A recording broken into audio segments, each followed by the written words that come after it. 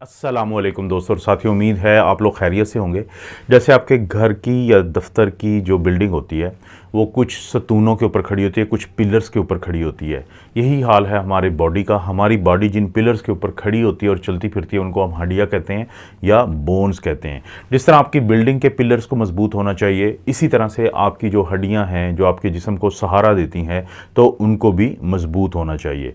आपकी हड्डियों की मजबूती का इन्हिसार दो चीज़ों पर होता है, आपकी खुराक पे और आपकी फ़िज़िकल एक्टिविटी पे। होता ये है दोस्तों कि जब आप बच्चे हैं या आपके जो बच्चे हैं, फिर वो छोटे बच्चे थोड़ा सा बड़े होते हैं और उसके बाद वो लड़के बन जाते हैं और उसके बाद वो नौजवानी में जाते हैं, यानी अर्ली एडल्टहुड।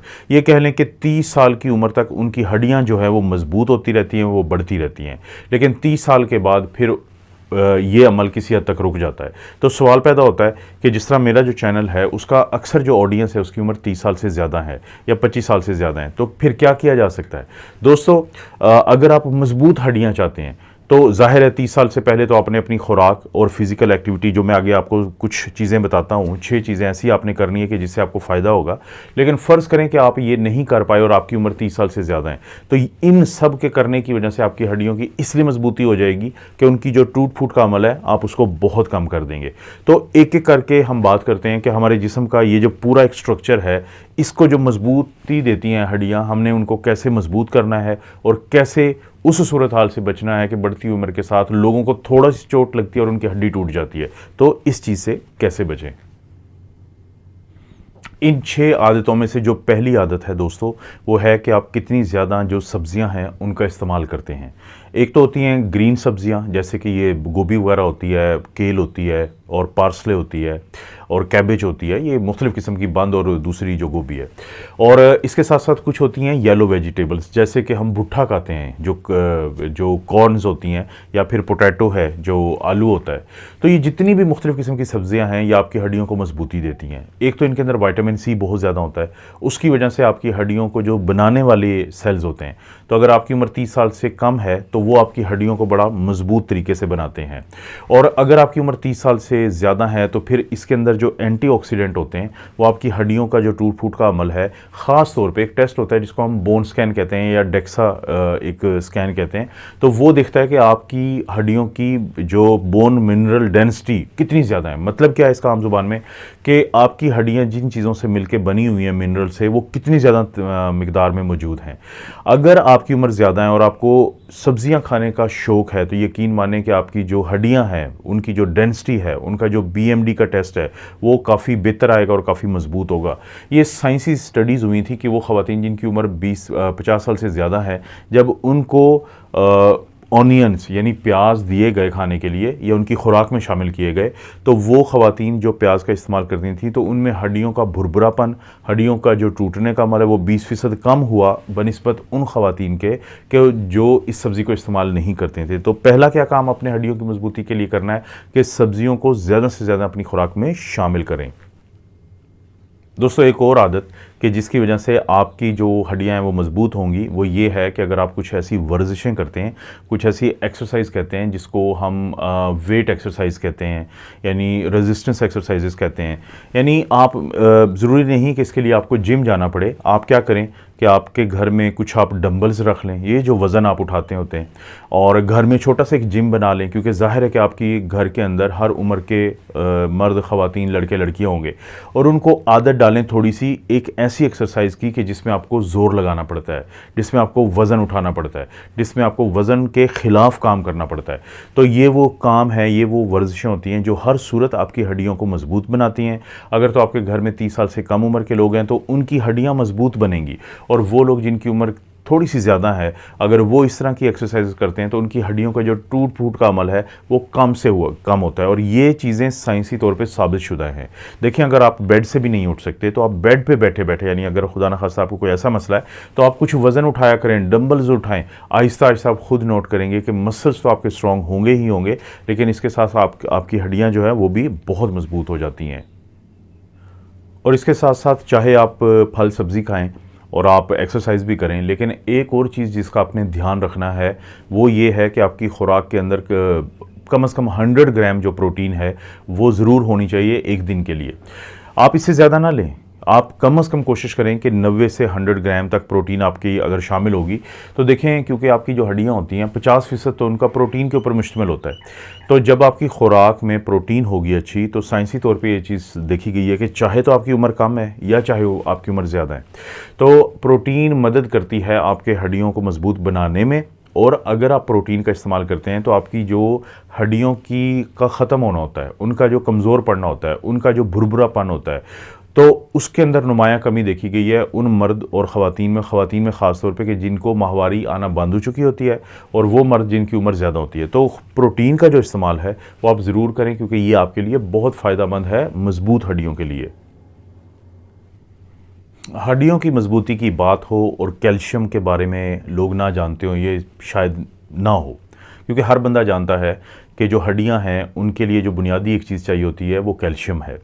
अब कैल्शियम क्या होता है कि जैसे जैसे आप की हड्डियों में यानी वो टूट फूट होती है तो मज़ीद कैल्शियम चाहिए होता है, तो मुसलसल आपको अपने आप को कैल्शियम देना चाहिए। अब कैल्शियम जो है एक दिन में कम से कम हमें 1000 मिलीग्राम चाहिए होता है, क्योंकि ये हड्डियों को बनाने में इसका किरदार है। जो छोटे बच्चे होते हैं उनको हम आमतौर पर 1300 मिलीग्राम की बात करते हैं, नौजवानों को 1000 मिलीग्राम की बात करते हैं और बुज़ुर्गों को 1200 मिलीग्राम एक दिन में हम कोशिश करते हैं कि दिया जाए। ख्याल किस चीज़ का रखना है?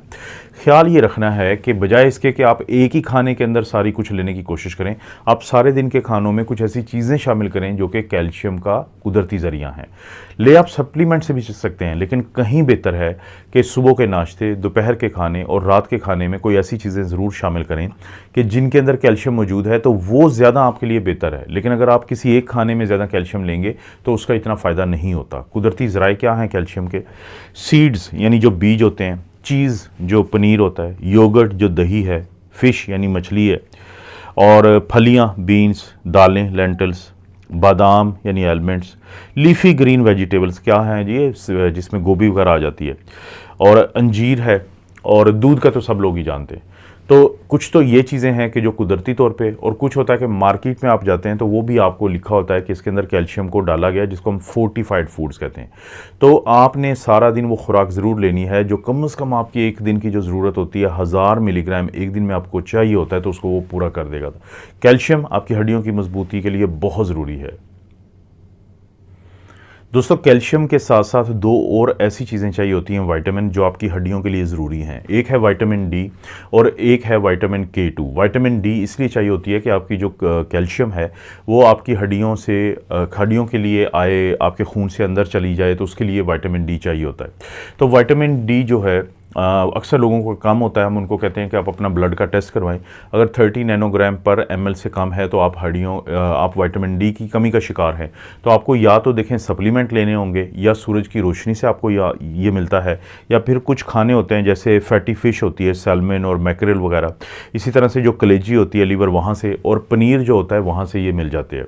तो विटामिन डी की कमी का बिल्कुल आप शिकार ना रहें, क्योंकि अगर आप विटामिन डी की कमी का शिकार हैं तो आपकी हड्डियाँ कमज़ोर होंगी, जिसको हम कहते हैं ओस्टियोपीनिया। ओस्टियो कहते हैं बोन को, पीनिया कहते हैं किसी चीज़ का कम होना, या फिर आप ओस्टियोपोरोसिस, पोर का तो पता है, सुराख को कहते हैं, ओस्टियोबोन को, तो हड्डियों में जो भुरभुरापन आ जाता है। तो ये दो चीज़ें बहुत ज़्यादा होती हैं उन लोगों में जिनको विटामिन डी की कमी है, तो इस चीज़ से बचें। दूसरा है कि विटामिन डी अकेला काम नहीं करेगा। आपको पता है कि आप मार्केट में जाते हैं तो अक्सर जो आपको आजकल मल्टी विटामिन मिलते हैं हड्डियों की मजबूती के लिए, तो उनके अंदर कैल्शियम होता है, उनके अंदर विटामिन डी होता है, और उनके अंदर विटामिन K2 होता है। विटामिन K2 किस लिए चाहिए होता है कि विटामिन K2 आपकी हड्डियों में एक प्रोटीन होती है जिसको हम ओस्टियोकैल्सिन कहते हैं। तो उसमें कुछ ऐसी तब्दीलियाँ लाता है कि जिसकी वजह से ओस्टियोकैल्सियम नामी प्रोटीन आपकी हड्डियों को मजबूत बनाती है और इनको जो टूट फूट का अमल है इसको कम कर देती है।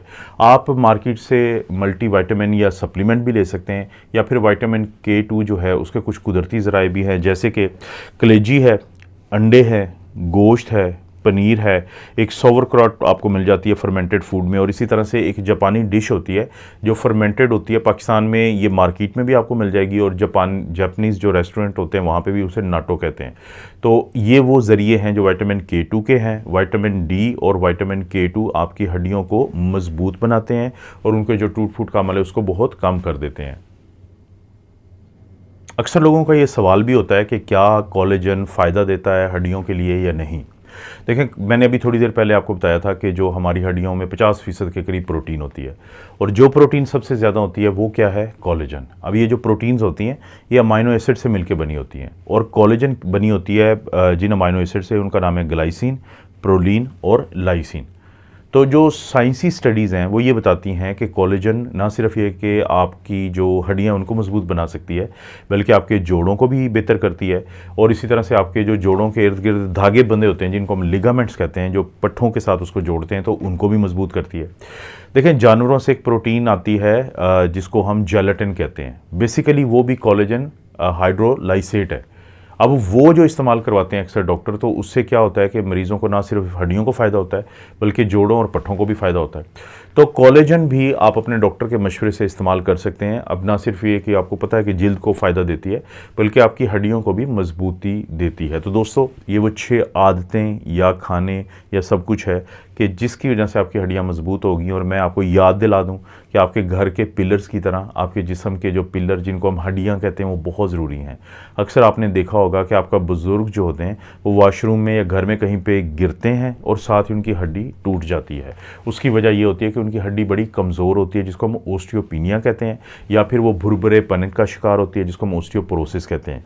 और अगर आज ही आप जानना चाहते हैं कि आपके घर के जो बुज़ुर्ग हैं उनकी हड्डियाँ मजबूत हैं या कमज़ोर हैं, तो 2-3 टेस्ट आप करवा सकते हैं अपने डॉक्टर के मशवरे के साथ। उनका कैल्शियम का लेवल चेक करवाएं, उनका विटामिन डी का लेवल चेक करवाएं, ख़ासतौर पे विटामिन D3 का, और उसी तरह से उनका एक एक्सरे होता है हड्डियों का, जिसको हम बोन स्कैन कहते हैं, या डेक्सा, यानी ये बोन मिनरल डेंसिटी, या हड्डियाँ कितनी मजबूत हैं उसका टेस्ट करवा सकते हैं, जिसके नतीजे में आपको भी पता चल जाएगा, आपके डॉक्टर को भी पता चल जाएगा कि आपके घर में किसकी हड्डियाँ कमज़ोर हैं और किसकी मजबूत हैं, ताकि उसी हवाले से पहले ही कुछ कर लिया जाए, कल बजाय इसके कि उनको कोई फ्रैक्चर हो जाए और आप बहुत बड़े फिर अस्पताल के बिल देते रहें, अस्पतालों के चक्कर लगाते रहें। तो इस चीज़ से आप बच सकते हैं। आपको पता है दोस्तों, इस चैनल पे इस तरह की वीडियोस मिलती रहती हैं। वीडियो को लाइक करें, चैनल को नहीं किया सब्सक्राइब तो अभी ज़रूर करें, और बेल आइकॉन ज़रूर प्रेस करें। और कोई भी वीडियो इस काबिल है कि किसी दूसरे को फ़ायदा दे सकती है, तो सोशल मीडिया के मुख्तलिफ प्लेटफॉर्म्स होते हैं, तो उन पे शेयर करने के लिए नीचे आपको ऑप्शन दी है, तो उससे शेयर भी कर सकते हैं आप। अपना और अपनी फैमिली का ख्याल रखें। अल्लाह ताला आपको और आपकी फैमिली को हर किस्म की बुराई, बीमारी और आजमाइश से महफूज रखे।